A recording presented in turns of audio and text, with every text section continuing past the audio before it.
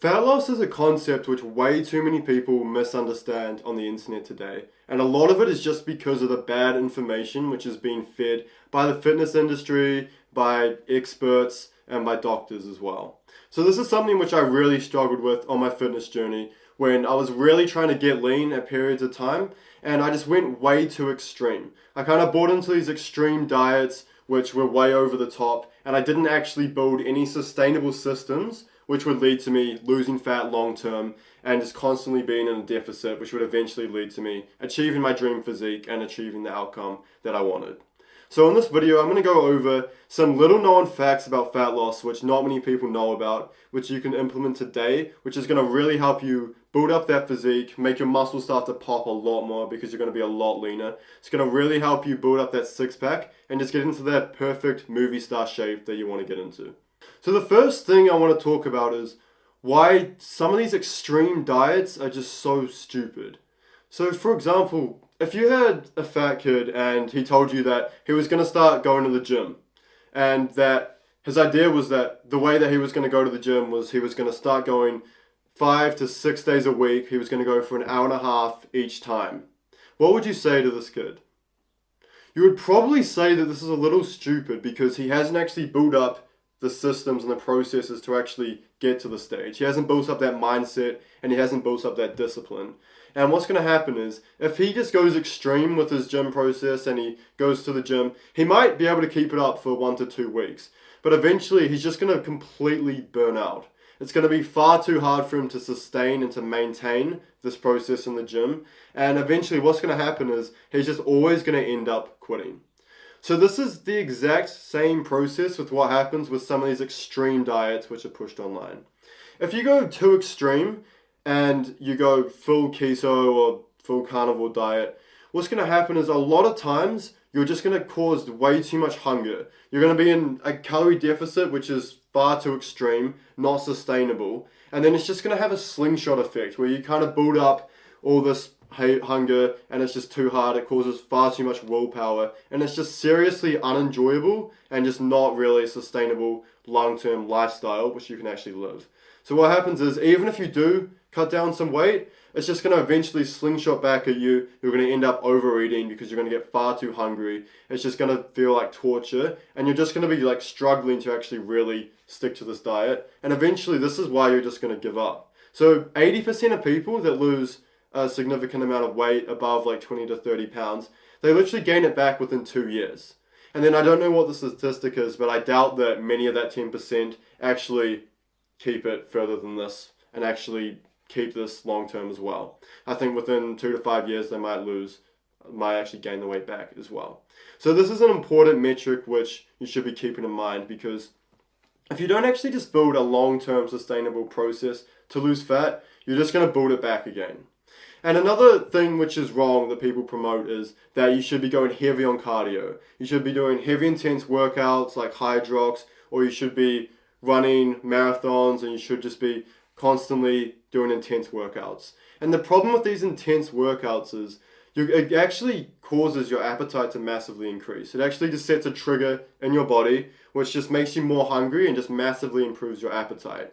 So going on some like extreme amounts of cardio and extreme amounts of diet, it's just going to increase your appetite further and it's just going to make you more hungry. So it actually kind of has a backfiring effect as well. So that's another thing which you should keep in mind. So the real secret that most people don't actually stick to when losing fat constantly to get lean, to get chiseled, and to have a six-pack year-round is you need to be in a just very moderate, slight calorie deficit constantly.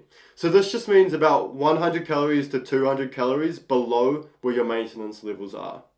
So why this is so effective is that, first of all, you're balancing out your macros. So you're not doing something which is extreme where you're getting rid of carbs and getting rid of fat. Because like I said before, if you get rid of these are your fuel. This is what gives you your energy and actually gives you some like motivation throughout the day. If you get rid of these two macronutrients, what's going to happen is you're just going to feel far too tired throughout the day. You're going to feel lethargic. And also you're going to get far too hungry and it's not a sustainable practice. And eventually you're just going to give up and all the weight's just going to come back. So instead, what you should be doing is being 100 to 200 calories below your maintenance levels And also you should be balancing protein, fats, and carbs. So if you go too low on fats and carbs, it's going to destroy your hormones and destroy your testosterone. And having high levels of testosterone is directly correlated to having low fat levels. If you have higher testosterone, it's going to be a lot easier to burn down on body fat. So if you're someone who cuts down fats and carbs, it's going to lower your testosterone and you're just going to put on more fat. Additionally, it's going to be so much harder for you to actually put on muscle and actually maintain this muscle. And if you want to have a faster metabolism, the two things which are directly correlated to this are building muscle and also how active you are. So this is something which is key and essential. You should not cut out fats and carbs. These are your energy sources and they should remain in your diet. And also, for it to be a sustainable practice, you need this long term and you're not going to be able to cope with the lack of energy you're going to have. So I like to just have a calorie deficit, which is 1 to 200 calories below maintenance. And then also I have equal amount of protein, carbs, and fats in my diet. This is the most sustainable, effective, and enjoyable way where you can actually make this a lifestyle and actually make this something which you can stick to long term. So the question is, how do you actually stay in a caloric deficit year round? The most easy way to do this, it's actually so simple once you understand this, is to just do intermittent fasting. So this is a process where you wake up and for the first 4 to 5 hours, you don't eat anything. So if this is something which is scary to you and you're normally used to having breakfast, which is actually filled with a ton of sugar, and that glucose really spikes your blood sugar levels and just leads to you actually increasing your cortisol as well, and it just leads to you overeating throughout the day. So if you actually cut out breakfast, this is actually really going to help you, and it's going to really make your fat loss journey so much easier because you're just getting rid of all these excess calories which aren't adding any nutritional value to your diet. A lot of breakfasts are just sugar, which leads to glucose, which is just going to spike your blood pressure even more. It's just going to make you more hungry throughout the day, and it's actually really not adding any value. There's actually no proper healthy nutrients in these foods. So what I normally do is, when you wake up, say at 7 to 8, just fast up until 12. And the most effective way you can do this is, first of all, by making sure you get enough sleep the night before, and second of all, by drinking black coffee throughout the day. So coffee is something which can really help numb your hunger levels and just really help you with this fast. If you wake up and you go to coffee straight away, it's not going to be as beneficial. Whereas if you can drink some water in the morning and wait for 1 to 2 hours and then start drinking black coffee, this is really just going to start to just take away that hunger and just going to lead to you being able to fast a lot easier. So that's step 1, is to just fast for 4 to 5 hours. Then at lunchtime, what I do is just have a smaller meal, which has a high amount of protein, balance of fats and carbs as well. So this could be something which is 700 to 800 calories. Could be something like chicken, could be steak, maybe a little bit of potato as well. Or you could just have some Greek yogurt and mix in some protein powder, something like that as well. And some other nutrients like rolled oats. So this is a really nice snack, which is going to keep you going till dinner time. So now that you haven't eaten in the morning, you've had one meal, then when it gets to dinner time, this is where you actually should be having the most amount of calories. You can have about 1,200 to 1,300 calories at dinner time, and this is where I'd really load up on the nutritional value of what you're eating. So this is where I'd have a lot of chicken, a lot of steak, and I'd also have a lot of sweet potato, and just some vegetables in there as well to add some balance into your diet. So what happens is, now that you've done this, you've actually still got a few calories left over at nighttime where you can have a snack. So what I'd recommend is just have one small snack at nighttime, like 400 or 500 calories. You can have some chocolate, or you can have some custard, or whatever you normally have for dessert. But just make sure it's controlled and efficient so that throughout the day, you're still in a small calorie deficit. So the reason why this is so effective is because you have designated meal times, and eventually what's going to happen is your brain is going to start to latch onto these. And when you understand that you have certain periods throughout the day when you can eat, your brain is going to latch onto this, and you're just going to make it so much easier for yourself to stop mindlessly snacking throughout the day. It's okay if you have one snack which you've accounted for within your calories for the day, so that you know that you're still going to be in a deficit after having something to eat. However, if you're mindlessly doing it throughout the day, this is what really gets to people. And this is just really what leads to adding up on calories where people think they're in a deficit when they're actually not. So sticking to intermittent fasting, having these periods at midday, dinner time, and then after dinner, where your brain knows that this is the periods where you're allowed to eat.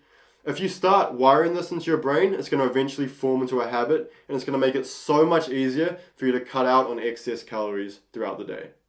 So one final point which I want to make is don't use low-fat milk and don't use low-fat butter. This is something which is essential and which people don't understand. Is that in some of these butters and milks which people think are helping them lose weight, what actually happens is people take out the fat in the milk and in the butter, which is actually some of the most filling ingredients. This is actually what really fills you up when you have milk and butter and actually makes you feel more satisfied of less calories. And what they do to replace this is they actually put more sugar and just weird chemicals and sweeteners in the milk and in the butter as well. So what happens when you drink this is it actually really spikes your blood sugar levels, and it actually starts to increase the amount of glucose in your system, and it leaves you just being more ravenous and more hungry throughout the day. So there's literally been direct correlations between introducing low-fat milk and low-fat butter and the amounts of obesity levels. Because what happens is, although you might be having less calories when you drink this milk or butter, is that it's just going to spike your hunger levels throughout the day. It's going to spike your blood sugar levels, make you more hungry, and people who tend to eat this just massively overeat throughout the day. So it's important to keep in mind that what you're eating should be natural. It should be natural butter, natural milk, and you should be eating like organic ingredients like steak, like chicken, vegetables, sweet potato throughout the day. This is what's really going to have that massive health impact and which is going to really make you feel full on less calories. So if you can stick to this diet and you can maintain a healthy diet and eat this natural foods as much as you can, and you're in a caloric deficit, you're intermittent fasting, what's going to happen is you're not only going to lose fat, but you're going to build a sustainable lifestyle where because you're only 1 to 200 calories in a deficit each and every day, it's going to be something which is completely sustainable, and you're going to be able to do this long term, and you're not just going to go through a period of extreme dieting where you end up just shooting back up and putting the weight back on. This is a system which is going to be hard to follow for 2 to 3 weeks, but then because it's a sustainable process, what's going to happen is after this period of time has eclipsed, you're going to be able to just latch onto this. It's going to become normal and it's going to become a routine, and you're going to be constantly losing fat and you're going to get lean very fast.